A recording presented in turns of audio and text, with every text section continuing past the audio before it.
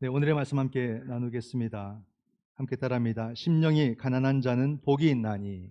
심령이 가난한 자는 복이 있나니. 복 싫어하는 분 계십니까? 우린 다 복을 좋아하고 복이 필요한 사람들입니다. 하기 때문에 우리나라뿐만이 아니라 모든 나라, 모든 사회 속에서는 그들 나름대로의 복을 항상 구하고 있습니다. 또 복을 구하는 그 모습도 굉장히 다양해서 이 나라에서는 이런 식으로 복을 구하고 있구나. 또 저 나라 가니까 여긴 또 이런 식으로 복을 또 구하고 있구나. 다양한 모습들을 가지고 있죠. 그래서 우리가 새해가 시작되면은 반드시 나누는 인사가 있습니다. 새해 복 많이 받으세요. 무슨 복인지는 모르겠지만 누구에게나 우리는 이런 인사를 하고, 또 설이 되어도 똑같이 새해 복 많이 받으시기 바랍니다. 이렇게 인사를 나눕니다. 그 말은 뭐겠습니까? 우리가 이토록 복을 많이 이야기하는 것은 반대로 우리가 복을 그만큼 받기가 어렵다는 뜻이고, 내 삶이 그만큼 힘들다는 뜻입니다. 복을 우리가 날마다 구하는 대로 계속 받는다면 복이 흔해서 복을 그렇게 막 구하지도 않을 것이고, 또 누군가에게 복을 우리가 그렇게 권면하지도 않을 거예요. 근데 우리 삶 속에 이 행복이라는 것은 너무 쉽게 잘 깨집니다.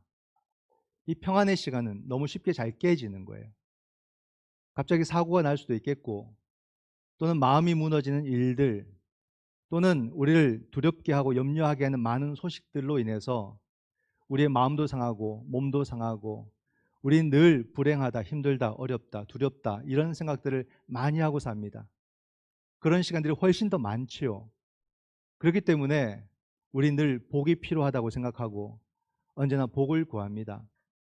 사람들이 돈을 그렇게 추구하고 돈을 벌기 위해서 안달이 난 것도 결국엔 돈 자체가 아닐 거예요. 뭐겠습니까? 돈이 많으면 우리가 원하는 복을 우리가 우리 삶 속에서 누릴 수 있다고 생각을 하기 때문에 어떻게든 돈을 많이 모아두려고, 돈을 많이 벌려고 하는 거 아니겠습니까? 복이라는 것은 다 다양할 것이에요. 어느 사회든지 자기들만의 이게 복이다라고 뭔가 정의를 해놓은 것이 있을 것이고, 그 복들을 이렇게 보니까 돈이 있으면 해결될 것들이 의외로 많으니까 돈이 있으면 복이 오는구나, 이렇게 생각을 하고 너도 나도 돈을 구하는 그런 세상이 아닌가. 결국 돈 자체가 아니라 복을 찾아가는 과정 속에서, 행복을 추구하는 과정 속에서 사람들은 돈을 선택하는구나, 이런 생각을 합니다. 얼마나 우리에게 복이 필요했으면, 얼마나 행복이 필요했으면 그토록 다들 돈 하는 것도 결국엔 행복을 위한 것이다. 그리스도인들도 마찬가지죠. 우리가 은혜 받읍시다, 은혜 충만합시다, 이렇게 말하는 것도 결국 뭐겠습니까? 신앙생활을 통해서 참된 행복의 시간으로, 행복의 삶을 살기 위해서 우리가 은혜를 갈구하며 그렇게 살아가는 거 아니겠습니까? 그래서 우리에게는 그 복이 필요하다는 거죠. 그럼 과연 성경은 우리에게 복을 무엇이라고 이야기하느냐? 성경은 우리에게 어떤 복을 전해주고 있느냐? 이걸 우리가 관심을 갖고 함께 보고자 합니다. 많은 사람들이 복을 이야기할 때는 아브라함 이야기를 많이 하죠. 아브라함의 복을 받게 해달라, 이런 얘기를 하는데, 그래서 아브라함이 가진 많은 재물들, 재화들을 우리가 그렇게 생각하고서 아브라함의 복을 이야기하지만 사실 그것은 잘못 짚은 겁니다. 아브라함의 복이란 그가 하나님께로부터 언약을 받았다는 것이고, 그 말씀을 끝까지 믿었고 그리고 순종한 것, 그게 진짜 아브라함의 참된 복인 거죠. 근데 성경을 보게 되면은 아예 노골적으로 복을 이야기하는 이야기가 나옵니다. 그것도 예수님의 말씀을 통해서 아예 복 붙여서 복이라고 말하는 장면이 나옵니다. 그게 바로 오늘 마태복음 5장에 나타난 팔복이죠. 산상수훈이라고 하는 마태복음 5장, 6장, 7장 주님의 그 귀한 말씀 속에 주님께서 가장 먼저 언급하신 것이 복이에요. 복. 그 복은 어떤 복일까? 오늘 말씀을 본문을 다시 한번 보게 되면은 3절부터 해서 이게 붉은 글씨로 예수님의 음성이라고 해서 색깔을 달리해서 10절까지 복이 나옵니다. 심령이 가난한 자, 애통하는 자, 온유한 자, 의에 주리고 목마른 자, 긍휼히 여기는 자, 마음이 청결한 자, 화평하게 하는 자, 의를 위해서 박해를 받는 자. 그래서 8가지라고 해서 우리는 이것을 팔복이라고 하고, 이것을 우리는 우리의 복이라고 믿고 이 복을 얻기 위해서 우리는 노력하고 살아갑니다. 아멘. 약해요. 근데 약한 데는 이유가 있습니다.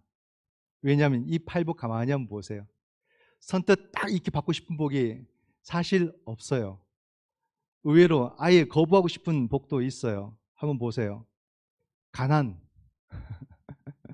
누가 원합니까? 가난. 애통. 자, 원하신 분 손 한번 들어보시고요. 애통 있을까요? 10절에 박해. 어느 누구도 원하지 않을 거예요. 가난, 애통, 박해. 누구도 선뜻 나서지 않을 것 같습니다. 그럼 나머지 한번 볼까요? 온유, 의, 긍휼, 마음의 청결, 화평. 이건 좀 괜찮아 보입니다. 그렇죠? 고개 끄덕끄덕 하시는데 곧 아마 그것도 취소하실 것 같아요. 이거 한번 잘 보세요, 여러분. 이것도 은근히 오늘 우리 사회에 안 맞습니다. 온유한 자, 이 치열한 사회 속에서 어디 온유한 자가 설 때가 있을까요? 아마 온유한 자는 이리 치고 저리 치는 사람이 아닐까. 줏대 없는 사람처럼 우리 사회는 이런 사람을 보지 않을까요? 온유? 어디 쓰지? 그렇게 생각할 수 있습니다. 교과서에 나오는 사람, 이런 정도로 온유한 자를 우리가 생각하지 않겠습니까? 말은 좋은데 내 가족이 이러면은 속 답답하다 이렇게 생각할 수도 있을 수 있습니다. 의, 의, 이건 정의라고 우리가 우리 사회적 용어로도 표현할 수 있겠죠? 의. 근데 이 의 뒤에 보면 의에 줄이고 목마른 자, 이 말은 지금 의의가 없다 이 말이에요. 지금 난 불의한 상황 속에 놓여 있고 난 지금 억울하고 속상하고 매맞았고 힘들다 이 말입니다. 이런 상황 원합니까? 누구도 원하지 않을 것 같아요. 의의가 막 간절하게 필요한 상황이라는 것은 얼마나 힘든 상황 속에서 이럴까, 그런 마음이 들지 않겠습니까? 긍휼, 지난주에도 말씀을 나누었죠. 우리 사회는 늘 모든 사람을 상대적으로 생각하고 견주면서 경쟁 사회가 되어서 경쟁 사회가 됨으로써 사라진 것이 있는데 그게 바로 긍휼, 남을 긍휼히 여기는 마음이 사라져 버렸다. 경쟁에서 긍휼히 여기는 것은 경쟁이 진다는 뜻입니다. 어떻게든 그 사람과 싸워서 이기고 누르고 이기는 것이 승리하는 것이기 때문에 긍휼히 여기는 순간 나는 뒤처진다고 생각을 하는 거예요. 어느 누구도 긍휼의 대상이 아니라 내가 싸워서 이겨야 될 대상으로 사람들을 본다는 거죠. 긍휼도 그닥 우리 삶 속에 쓸데가 없다 이렇게 생각을 할 수가 있습니다. 마음의 청결 8절에 이거 어디 있을까요? 마음의 청결. 마음 깨끗하면 그냥 본인만 좋은 거지 별로 우리 사회 속에서 도움되지 않는다. 우리가 경쟁에서 이기고 돈을 벌고 승진하고 할 때는 마음이 청결하면 안 된다고 생각합니다. 도리어 조금 눈 감고 질서를 어기고 법을 비틀고 해가면서 치열하게 싸워야만 우리는 원하는 것을 얻을 수 있다고 생각을 하고 그렇게 살아갑니다. 그래서 점점 어른이 되어져 갈수록 순수함은 잃어버리게 되고 자꾸 얼룩진다라고 말하는 것도 마음의 청결과는 거리가 먼 우리들의 삶의 태도죠. 마음이 청결하면 참 좋다고 생각하겠지만 내 가족 중에 마음이 청결한 자가 있으면 염려의 대상이 될 거예요. 아이고 얘가 어디 나가서 뭐 손해보고 피해 입고 사는 게 아닐까, 아마 그런 생각을 하게 될 것입니다. 그러면 화평하게 하는 자, 참 이건 할 말이 많아요. 이것만 이야기해도 몇 번을 설교를 할 수도 있겠습니다. 오늘날 우리 사회는 여러분 화평 있다고 생각하십니까? 화평이 없는 세상, 아니 화평을 완전히 무시해버리는 세상이 오늘 우리들의 세상이 아닐까 싶어요. 대놓고 전쟁을 일으킵니다. 도대체 이 전쟁을, 얼마나 두려운 전쟁을 얼마나 가볍게 여겼으면 이렇게 전쟁을 대놓고 일으킬까, 그런 생각을 해요. 왜 사람들이 전쟁을 일으키는 것에 대해서 두려워하지 않고 용기를 낼까? 지금 온 세상이 전쟁이에요. 러시아와 우크라이나뿐만이 아니라 여전히 미얀마도 또 아프가니스탄도 또 여러 동남아시아에도 그렇고 또 아프리카도 그렇고 온 세상이 곳곳에서 전쟁이 지금 실질적으로 일어나고 있습니다. 왜 이런 전쟁들이 일어날까? 단순히 그냥 정치적인 이유만 있는 게 아니죠. 그 뒤에는 정치와 경제 이야기가 함께 있습니다. 큰 이권과 큰 돈이 오가기 때문에 사람들은 전쟁을 주저없이 일으켜버리는 거예요. 러시아도 전쟁을 하면서 생각 외로 크게 손해보지 않는 전쟁을 하고 있습니다. 경제적으로. 또한 그 반대편에서는 누가 이익을 보냐면, 뉴스도 많이 보셨겠죠? 미국이 엄청난 이익을 보았죠.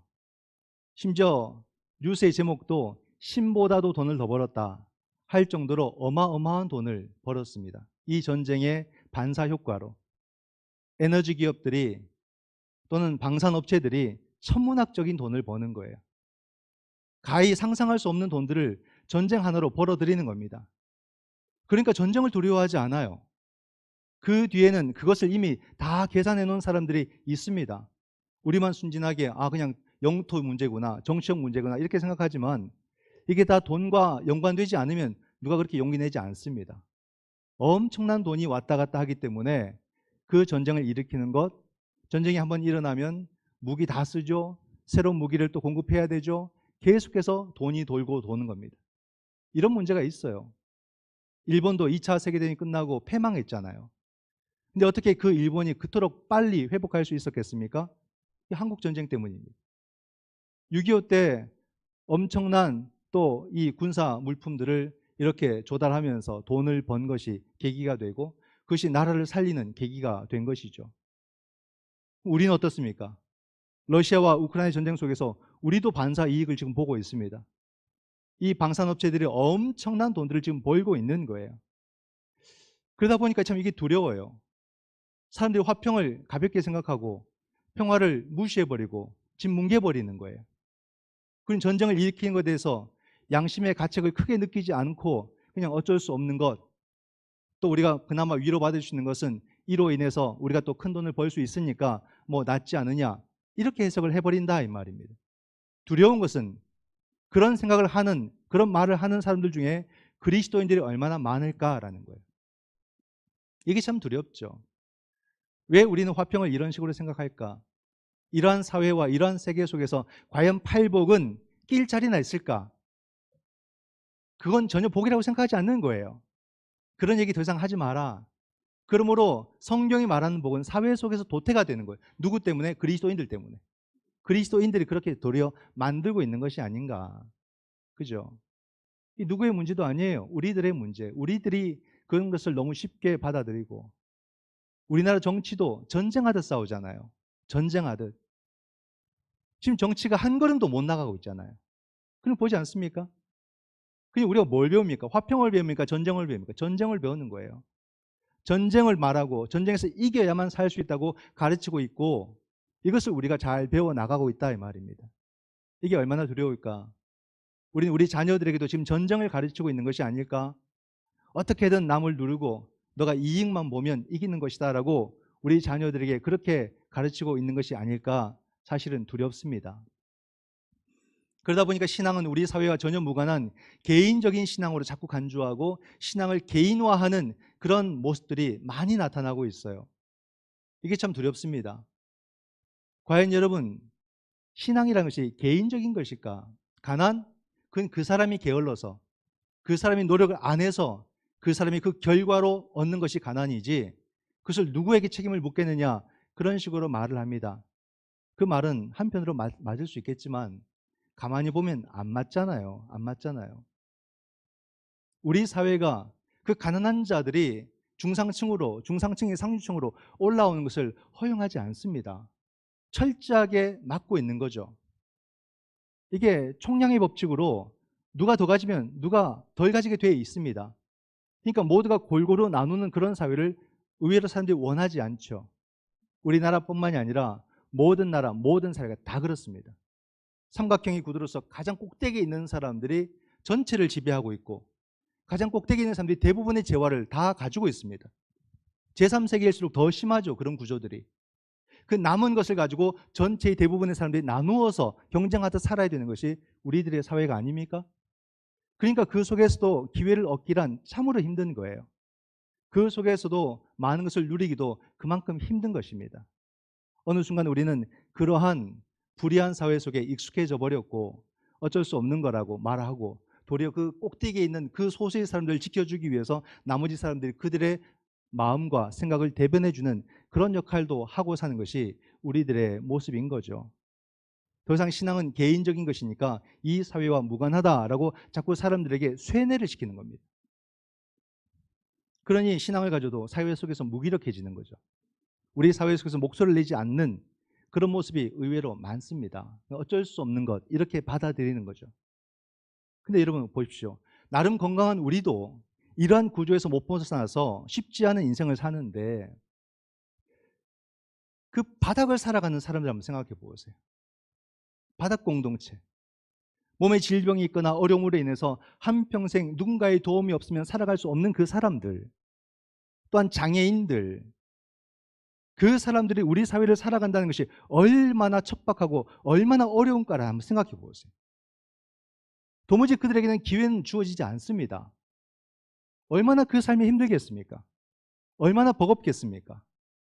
전장연이라 말하면서 전국 장애인연합회에서 또 뭐 이렇게 지하철에서 뭐 시위도 하고 막 목소리 내고 막 하지 않습니까? 도리어 시민들이 그들을 비판하고 과격하다 그러고 불편을 준다 그러고 도리어 시민이 시민을 막 이렇게 불평과 불만으로 비판하는 모습을 도리어 언론에서 많이 나타내죠. 과연 그것이 옳을까 싶어요.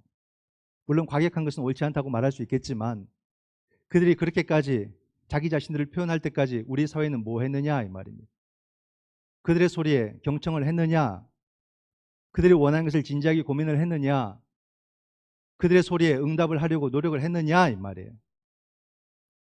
그게 아니니까, 그게 안 되니까 그렇게라도 자기들의 목소리를 내는 거 아니겠습니까? 우리 아이도 그 지하철을 타고 다니면서 자꾸 지각을 하는 겁니다. 그러니까 이 아이가 하루는 불평을 하는 거죠. 아우, 계속해서 그것 때문에 지각을 해요. 힘들어요. 지각했다고 선생님 봐주지도 않아요. 자꾸 그런 얘기를 하는 겁니다. 얘기했죠. 얘야, 너가 지각을 하더라도 그분들을 미워하거나 그분들을 비판하지 않았으면 좋겠다. 물론 과격한 것이 옳다라고 말할 수는 없겠지만 너는 잠깐 불편해도 그분들은 한평생 불편한 분들이다. 그분들이 자신의 삶을 조금이라도 좀 더 낫게 하고자 또 권리를 얻고자 그렇게 목소리를 내는 것을 우리 사회가 잘 받아주면 될 것을 함께 고민하면 될 것을 그들만의 문제로 치부를 해버리니까 그들이 그렇게라도 표현하는 거 아니겠니? 그러니까 너가 차라리 좀 더 일찍 출발을 하든지 뭔가 다른 방법으로 그 시간을 해결을 하고 그분들을 미워하지 않았으면 좋겠고 어느 정도로 이해하면 좋겠다. 그렇게 이야기를 했죠. 나누었죠. 여러분 한번 보세요. 그러한 분들에게 우리가 하나님이 세상을 창조하셨습니다라고 우리가 감동적으로 이야기해도 그분들에게 감동이 될까요? 하나님이 이 세상과 이 역사를 정의로 다스리십니다라고 우리가 말한다면 그 귀에 그 말이 들어올까? 들어오지 않습니다. 그냥 종교적인 구호고 종교적인 외침일 뿐이지 그들에게는 전혀 와닿지 않는 말씀인 거죠. 그러므로 왜 우리가 주의 말씀을 바르게 이해하고 왜 그 말씀대로 내 삶에서 바르게 살아가야 될지 그리고 이 사회를 향해서 왜 우리가 목소리를 내야 할지 이유도 거기에도 있는 거죠. 우리가 말하는 것을 누군가는 비꼬을까 봐 우리가 말하는 것을 누군가에는 전혀 감동이 없을까 봐 우리의 삶과 우리의 말이 하나가 이루어질 때 하나가 될 때에 그들은 우리의 말을 또 들어주지 않겠느냐 이 말입니다. 아무리 복음을 전한들 우리 삶이 따라주지 않는데 누가 그것을 복음으로 듣겠느냐 이 말이죠. 그러므로 우리가 과연 성경이 말하는 것을 개인적인 것을 치부하고 그들의 고통에 눈 감아버리는 그런 신앙으로 만들어 갈 것이냐 그럴 수가 없는 것 아니겠습니까? 그렇기 때문에 오늘 우리는 이 성경이 말하는 복이 우리 개인을 향한 것이 아니라 우리 개인과 더불어서 이 사회를 향한 이 역사를 향한 주님의 선포라는 것을 받아들이고 이 말씀이 모두의 은혜가 되고 모두의 복이 되도록 하는 그 책임이 바로 저와 여러분에게 주어진 거예요. 나의 신앙이 우리 사회의 행동이 되도록, 우리 사회의 목소리가 되도록 하는 것, 그것이 바로 균형 잡힌 신앙이라는 것을 우리는 알아야만 하는 것입니다. 절대 신앙을 개인화만 해서는 안 됩니다. 사회적 책임이라는 것은 함께 균형을 이루고 같이 갈 때에 개인의 신앙이 올바르다고 평가를 받을 수가 있는 거죠. 그러므로 오늘 우리는 팔복을 전체적으로 다 보는 것은 아니라 대표적인 심령이 가난한 자는 복이 있나니, 과연 이 말씀이 하나님의 말씀인가? 과연 이 말씀이 그저 공허한 메아리인가? 아니면 진짜 하나님의 말씀인가를 오늘 우리가 함께 묵상해 보고자 하는 거예요. 심령이 가난한 자는 복이 있나니 라고 하니까 의외로 많은 사람들이 오해를 하는 그런 경우도 있습니다. 이 내세적 신앙이다 이렇게 보는 거죠. 가난하니까 내가 이 생에서는 기회를 더 이상 얻을 수 없는 상황이 되니까 그냥 믿음 잘 지켜서 천국 가서 천국에서 잘 살아야지, 이렇게 생각들을 한다는 것입니다. 그 현재의 삶을 포기해버리는 거죠. 이 가난 속에서 더 이상 벗어날 길은 없다고 판단을 하고서 내가 믿음 생활 열심히 잘해서 교회 열심히 잘 다녀가지고 나중에 천국 가서 천국에서 잘 살아야지, 그렇게 생각을 한다는 것입니다. 그것은 잘못된 해석이겠지만 또 한편으로는 옳은 면도 있죠. 이 땅에서의 삶도 있지만은 우리가 내세의 삶도 있다는 것을 알고서 그 삶을 대비하며 오늘을 살아가는 우리들의 자세도 반드시 필요한 모습이 있습니다. 근데 모순된 모습도 있어요. 나는 그냥 천국에서 잘 살면 돼 라고 말하는 분들 중에도 삶을 살아가는 모습을 보면 현세 속에서 너무나도 탐욕적으로, 너무나도 욕망과 욕심으로 살아가는 그리스도인들이 의외로 많다 이 말입니다. 말은 천국 천국 말하는데 정말 이분이 하나님의 나라를 생각하는 분일까 할 정도로 욕심껏 살아가는 그런 그리스도인들이 의외로 많더라 이 말입니다. 이것도 주의 말씀을 잘못 해석하고 잘못 믿고 있는 것이다. 또 이 내세신앙을 개인주의, 자꾸 개인신앙으로 몰아가는 그런 우리들의 분위기도 사실은 있습니다. 그냥 우리가 천국을 생각하면 지금 여기서 착하게 살아야 되고 지금 윤리적으로 살아야 되고 개인이 그렇게 사는 것으로, 그렇게 함으로써 천국에 우리가 이르는 것으로 그렇게 우리가 말을 하거나 믿을 때가 많거든요. 그냥 내가 착하게 사는 것 정도로. 근데 목회자의 설교도 그런 식이 의외로 많다는 것을 아셔야 됩니다. 우리 사회에는 큰 교회들이 있습니다. 대형 교회들이 있습니다. 그 교회들의 설교들을 들어보면 설교가 하나같이 좋아요. 은혜롭습니다. 정말 가슴에 와닿는 그런 말씀들이 많거든요. 근데 그 말씀들을 이렇게 가만히 듣다 보면은 늘 한 부분만을 많이 다뤄요. 그게 뭐냐면 개인의 신앙인 거죠. 개인의 윤리, 개인의 정의, 개인의 영성, 여기에 모든 설교가 다 치우쳐 있다는 것을 느낄 때가 많습니다. 반면 건드리지 않는 부분이 우리 사회인 거죠. 우리 사회의 질서와 우리 사회의 윤리와 우리 사회의 정의에 대해서는 의외로 이 개인에 대한 설교와 비교하면은 너무나 턱없이 부족한 그런 설교의 내용으로 이렇게 전해지고 있더라. 이것을 많이 느낍니다. 설교를 들을 때마다. 참 좋긴 한데 나에게만 해당되지 모두에게라는 그런 말을 하기는 어려운 설교가 의외로 많이 있더라. 왜냐하면 설교를 그렇게 하면요, 부담감이 확 줄어들어요. 확 줍니다. 우리 사회에 대한 그런 부분들이 고발되지 않거든요, 설교를 통해서. 과거에는 여러분, 중세사회는 신정정치입니다. 종교가 정치를 다스렸던 그런 시대를 살아오지 않았습니까? 1000년 이상의 역사를. 근데 종교개혁을 통해서 그것이 부패되었다는 것이 드러났고 잘못되었다는 것을 또 알리게 되고, 그래서 종교개혁이 일어나고 나중에 계몽주의가 나타나게 되고, 그럼으로써 무엇이 대두하게 됩니까? 인간의 이성, 인간의 지식, 그리고 과학, 이런 것이 막 발달하게 됩니다. 그러면서 상대적으로 밀려난 것이 교회고 신앙인 거죠. 그래서 종교 분리가 그때부터 막 나타나기 시작합니다. 정치에 종교는 들어오지 마라. 그런 분리를 명확하게 이루기 시작하고, 오늘 우리 사회도 종교 분리의 사회 아닙니까? 교회가 자꾸 정치에 관여하지 말고 교회가 사회에 대해서 말하지 말라, 이런 분위기가 의외로 강한 거예요. 그러니까 목회자들이 그 두려움이 있다 보니까 자꾸 신앙을 그냥 개인적인 것으로만 설교를 할 때가 많지요.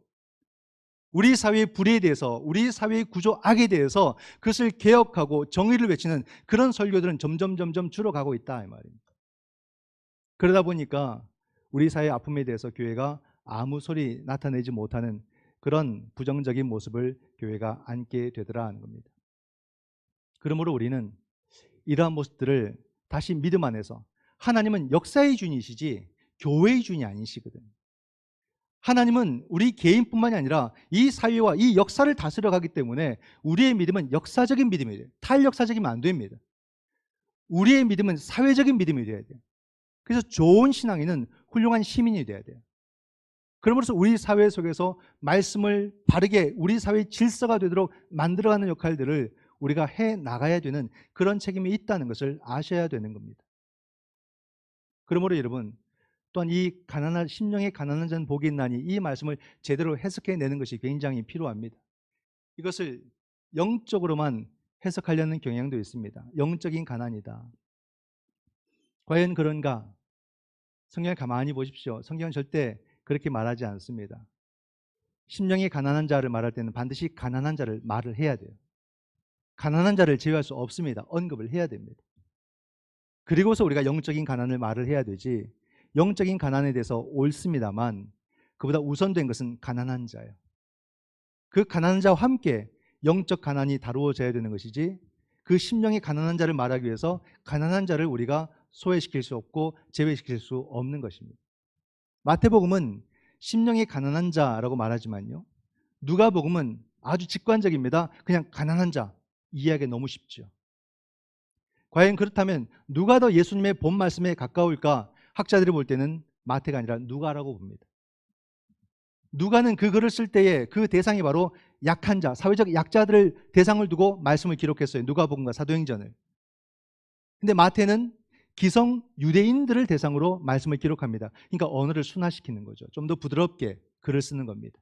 예, 그들이 이해할 수 있는, 그들이 받아들일 수 있는, 잘못되었다는 것이 아니라 유대인들의 눈높이에 맞게끔 그 글을 쓰고 있는 것이고, 마태는 연약한 자들, 가난한 자들을 중심으로 말씀을 쓰기 때문에 언어가 달라지는 거예요. 그러므로 우리가 심령이 가난한 자를 말할 때는 반드시 가난한 자를 언급을 해야만 됩니다. 그들과 함께 이해를 할 때에 심령의 가난을 바르게 이해할 수 있다라는 사실입니다. 그러면 여러분, 가난한 자는 무조건 다 나쁠까? 그것도 아니에요. 가난에 처하는 것은 누구도 원치 않겠지만 그 자리에서 또한 주는 긍정적인 요소가 있습니다.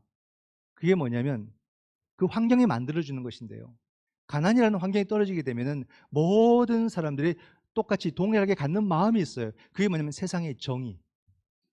정의가 무너지니까 가난에서 벗어날 길이 없다는 것을 알게 되는 거죠. 그러므로 사회의 정의가 얼마나 중요한가를 그 가난의 환경 속에서 더 느끼게 되는 겁니다. 이게 굉장히 중요해요.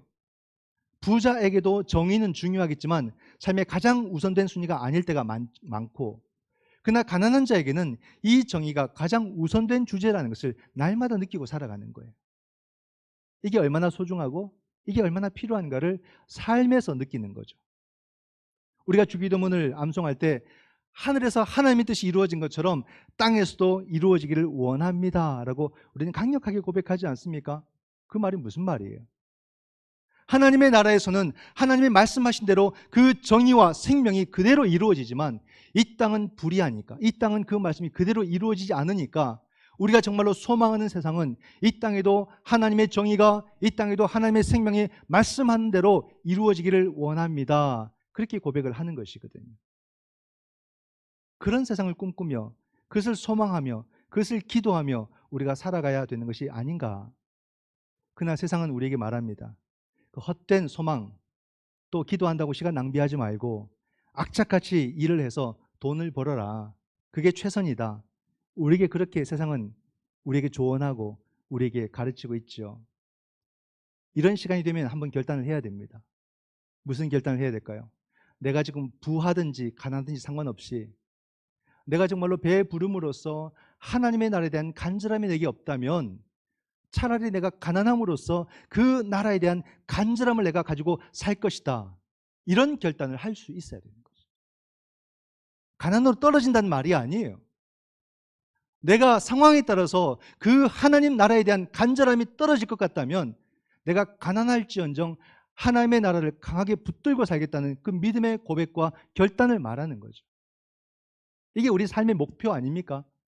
이렇게 살든 저렇게 살든 우리의 목표는 하나님의 나라를 향해 가는 거 아니겠습니까? 거기서 벗어나면 하마르티아, 죄가 되는 거예요. 죄라는 것은 범죄가 아니라 목적에서 벗어난 것을 성경은 죄라 말합니다. 그러므로 회개는 다시 그 목표를 향해서 돌이키는 것, 그 나라를 향하게 만드는 것, 이게 회개인 거예요. 그러므로 내가 어떤 상황에서도 그 나라를 향할 수 있다면 나는 어떤 환경도 어떤 상황도 나는 받아들이겠습니다. 이 고백인 거죠. 이런 결단을 여러분 인생에 한 번쯤은 할 줄 알아야 돼요. 끝까지 남들 말하는 그거 하나 얻어보려고 비겁하게 믿음 다 배신하고 그렇게 살아갈 것이 아니라 어느 한순간에는 결단할 줄 알아야 됩니다. 내가 정말로 하나님의 나라 이 신앙을 붙들고 내가 이 현세를 바르게 살겠습니다. 이게 우리 삶의 목표고 그 목표를 향한 용기가 되는 거죠. 우린 이런 용기를 가진 그리스도인들이냐, 맹탕으로 살아가는 그리스도인들이냐, 우리를 한번 진지하게 돌아볼 필요가 있습니다. 나의 현 주소, 내 신앙의 현 상태를 돌아볼 필요가 있더라 이 말이죠. 여러분, 예전에 제가 권정생 선생의 소설을 한번 주일 오후 때 아마 제가 소개 한번 해드린 것 같은데 그 소설 이야기 또는 그분의 전체적 이야기를 한번 언급한 적이 있습니다. 한 100편에 가까운 글들을 쓰셨는데요. 그분은 한 10대, 20대 때 아마 죽을 것이다 라고 할 사형 선고를 받았던 분인데 살아납니다. 결국엔 살아나게 되고. 근데 그의 일생이 소설로 나타나는 건데요. 아시는 분은 아실 거예요. 근데 그 소설에는 특징이 있습니다. 여러 주인공들이 소설마다 나오는데요. 하나같이 가난해요. 지지리도 가난해. 그냥 가난이 아닙니다. 거의 거지 수준이에요. 그리고 또 아파요. 최악이죠, 최악. 근데 그 글의 진짜 특징은요. 어느 누구도 그 주인공들 중에 어느 누구도 삶을 포기한 사람이 한 명도 없더라 이 말. 이게 신비한 비밀이에요. 그 글 속에 보면 부자는 자기가 가진 걸 갖고 그냥 자기 혼자 살아가지만 가난한 사람들은 없지만 없는 가운데서 나누면서 서로 연대하며 살아가는 모습을 보여줍니다. 이 연대와 공존이거든요. 결국 우리를 살게 하는 것은 연대와 공존이지 부가 아니더라 이 말입니다. 그래서 그 소설 속의 이야기를 보면요. 주인공들이 하나같이 가난해도 하나같이 아파도 불행한 사람이 한 명도 없다는 겁니다. 그래서 어떻게 당신의 소설은 하나같이 가난한 사람만 나옵니까? 허허허, 그렇죠. 그래도 한 명도 불행한 사람은 없습니다. 그런 이야기를 합니다. 여러분, 어찌 보게 되면 이 권정생 선생의 이 글은 이 팔복을 가장 잘 설명하고 표현해 준 소설이 아닐까 그런 생각을 합니다. 과연 우리는 이 복을 진짜 나의 복이라고 여기고 살아가고 있는가? 내 신앙은 그런 신앙인가? 팔복을 또한 잘 설명해 주는 글이 바로 구약에 있는 시편 1편의 말씀이라고 생각을 합니다. 구약성경 시편 1편 1절과 2절을 보게 되면 복 있는 사람은 하고 시작이 돼요. 잘 아시죠? 옛날 우리 암송도 많이 했는데 복 있는 사람은 악인의 꾀를 쫓지 아니하며 죄인의 길에 서지 아니하며 오만한 자의 자리에 앉지 아니하고 오직 여호와의 율법을 즐거워하여 그 율법을 주야로 묵상하는 자로다. 복이라는 것, 우리가 정말로 추구해야 될 복은 뭘까? 주의 말씀을 굳건히 붙잡고 그 말씀을 내 삶의 생명으로 여기고 사는 것이 복이다. 그 말씀을 해주고 있는 겁니다. 그렇게 볼 때 가난한 자가 해석이 돼요. 가난한 자는 뭐냐? 말 그대로 가난한 자 우선입니다. 우리 삶엔 철저하게 그들을 우리가 품고 가야 돼요. 그들과 함께 가야 돼요. 가난한 자란 말 그대로 가난한 자, 그리고 누구냐?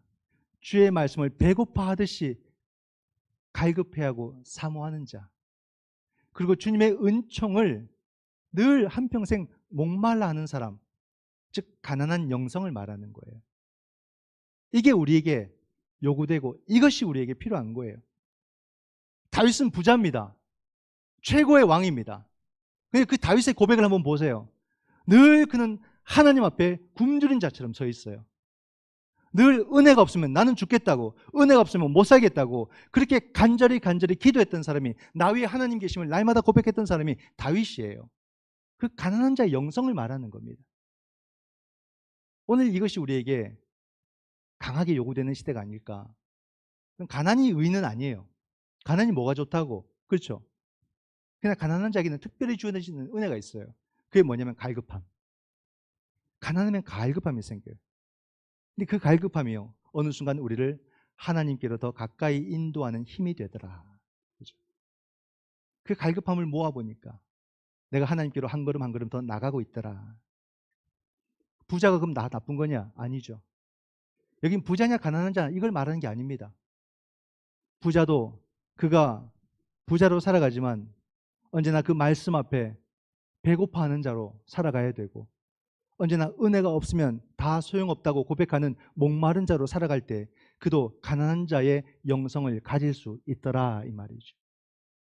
그러면 여러분, 저와 여러분, 우리가 살아가야 되는 삶의 모습과 우리의 삶의 태도는 어떠해야 할까요?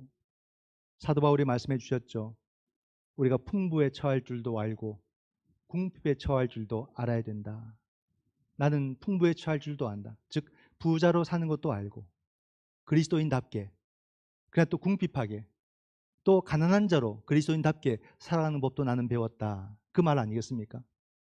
그러나 우리가 풍부하든지 궁핍하든지 중요한 것은 우리 모두는 예수 그리스도 앞에 가난한 자로 서야 된다 이 말입니다.